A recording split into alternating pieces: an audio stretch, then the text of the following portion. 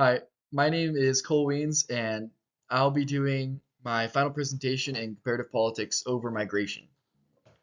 So, starting off, I would like to specify that for this presentation, I'm going to be referring as migrants as the same as refugees or asylum seekers, just for the sake of an overall argument. So, the three countries that I would like to focus on right now are the US, the UK, and Denmark, simply because in comparative politics, there's always two sides, and these three countries all take a different stance on it, and together they present pretty much the whole spectrum that there is. So, starting off, I'm going to talk about the US, which, in terms of immigration, is very open. It takes on many asylum seekers from the Northern Triangle countries, which are El Salvador, Guatemala, and Honduras, which do have a lot of fleeing immigrants due to various problems. But the US is very open, and according to the US government site, they want it to be open to asylum seekers, and in 2018, they took in 250,000 immigrants from El Salvador. And moving on to the UK is still open, just not as much as it is for low skilled laborers. They want to focus on high skilled laborers that can increase technology and help their country. And then there's Denmark, which is on pretty much the opposite spectrum of both of these, which, according to the BBC, has a zero application policy where they want to strive to not take in any applicants simply because they don't want the outside influence, and so they focus on simply increasing their population. So the main concern for immigration in politics is its effect on the economics of a country, which there are pros and there are cons.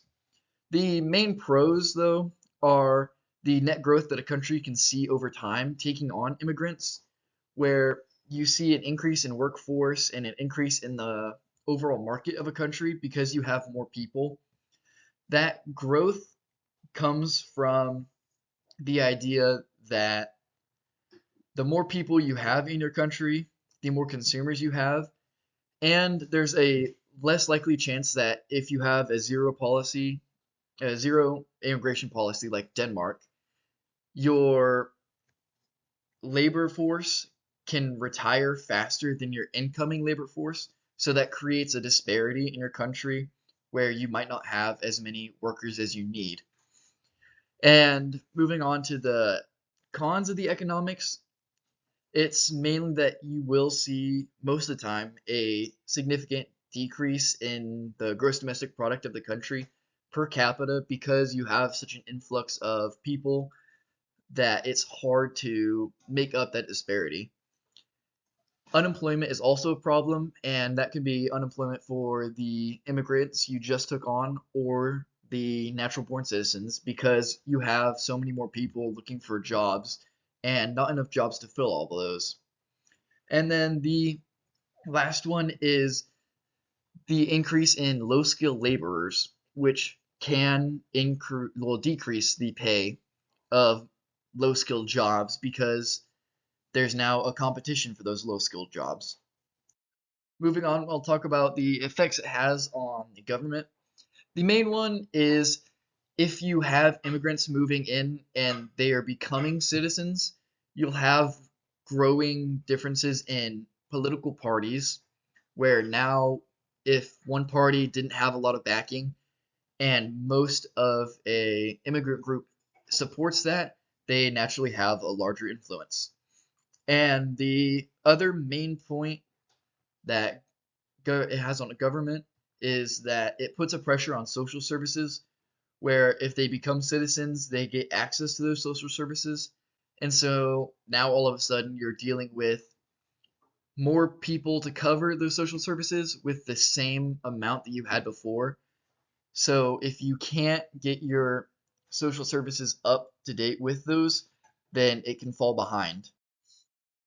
And so Ultimately, in all things comparative politics, there's different takes that you can have on it, and it just depends on what your country wants to do. Like the US does want to grow and it wants to help the immigrants that need help, so it's going to have that open policy. Whereas the UK wants to increase their technology and consumerism, so they'll take in high skilled workers and make it harder for lower skilled workers to become citizens.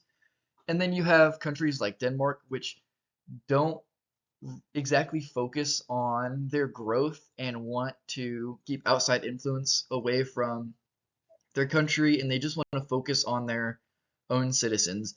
And that's where you get the zero application policy.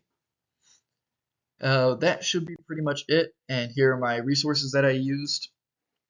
And thank you.